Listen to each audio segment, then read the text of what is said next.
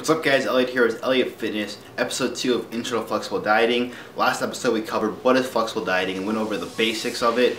In today's episode, we'll be telling you guys how to figure out your calories and your macronutrients to hit, whether your goal is maintenance, fat loss, or muscle gain. Like I said, this series is quick, easy, to the point, so hopefully nothing longer than 5 to 6 minutes. I don't want to take too much of your guys' time. Without further ado, let's play the intro and get down to the basics.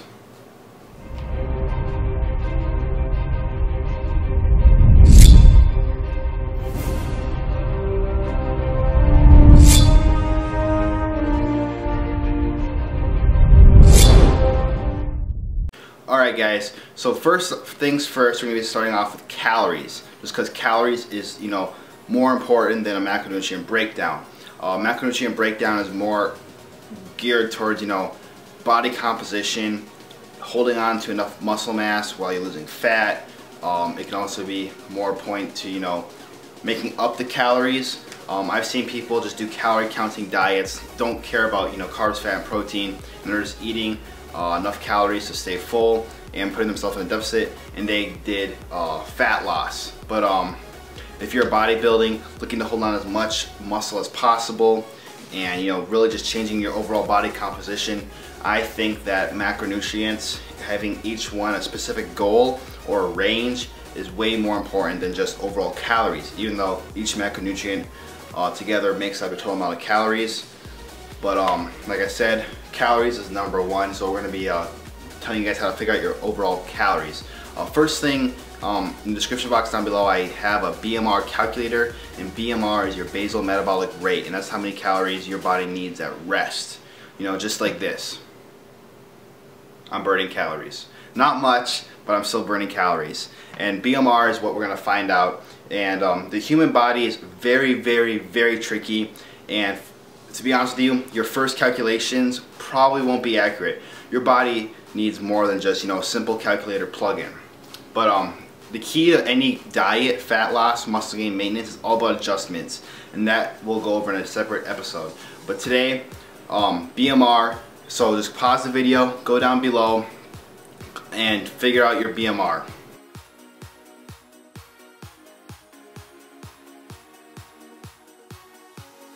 Alright, so now that you found your BMR, we're going to do some simple math. And right here we got a few categories. You guys see we got sedentary, we got lightly active, we got moderately active, very active, and then extremely active. And what this means is that you're going to find out which category you are.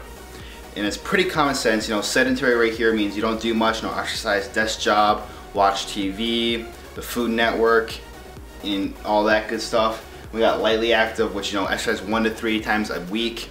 And right here we got moderate, which is what I feel like a lot of people are. And this is exercising anywhere from 4 to 5 times a week.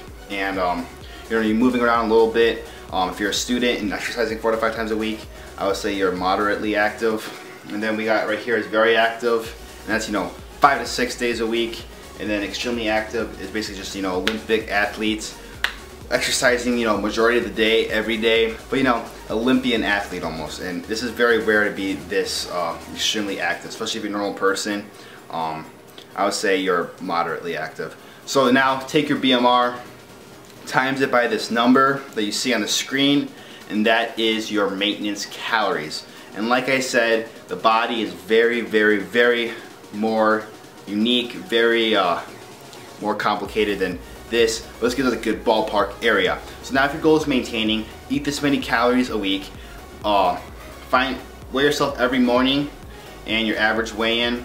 And if you're basically maintaining, this is your maintenance calories. Now take these calories, and if you want fat loss, minus it by 500, and if you want muscle gain, do a 500 calorie surplus. And now we go to macros.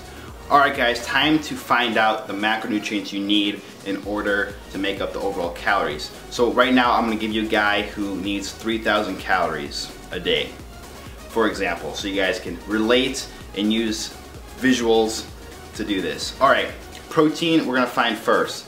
Good rule of thumb is 1 gram per pound of body weight, even though some studies show 0.8 to 1.2. I recommend more protein if you are cutting, but if you're maintaining or in a lean gain, 1 gram per pound of body weight is ideal. Now, if you're overweight or morbidly obese, for example, 300 pounds and a majority of your body composition is fat, you don't need 300 grams of protein. I would say find your lean body mass and how much that is, that's how much protein you can have. For example, if your lean body mass is 170 to 200 pounds and the rest, you know, is fat, I would say 170 to 200 grams of protein. Anyways, like I said, 1 gram per pound of body weight is ideal for most people. So find that. Let's say Jimmy John right here, 3,000 calories a day, and he's 200 pounds, 200 grams of protein right there. So now we have 200 times 4, that's 800 calories of his 3,000 calories is protein. Now let's go to fat. 200 times 0.35, because a good rule of thumb that I like to give to people is times your body weight by 0.35 to find how much fat you need. And 200 times 0.35 is 70, so 70 grams of fat, 200 grams of protein so far for Jimmy Joe on 3,000 calories. Now combine those 2 calories that from protein and fats give you and minus that overall calorie from the 3,000 calories that you're allowed or whatever calorie goal you have. And then that gives us this number, and divide that number by 4 and boom. Alright, so this is our remaining calories that are coming from carbohydrates, because you know 1 gram of carb is 4 calories, hence why I divide it by 4. So this is a good rule of thumb to find out how many macros, how many calories you need day in and day out to see your goals, whether it be fat loss, muscle gain, maintenance, body recomposition, whatnot. So hope you guys enjoyed this video. Next, like I said, we're going over adjustments, when to make adjustments, how to make adjustments, and this is a key factor. Like I said, body is very unique, very complicated, so calculations are not going to probably get the goals you want, and further down your road journey into whatever goal you have, you're going to have to make adjustments. And that's our next video. Like I said, we'll talk about how much to adjust, when to make adjustments, because a lot of people sometimes take it too far and then they start stalling out because they cut out a huge portion of calories. Remember guys, slow wins the race. But like I said, it's a whole different video. So I hope you guys enjoyed this video. Please give this video a like, subscribe to my channel if you haven't already. I'll see you guys in the next video. Thanks for watching.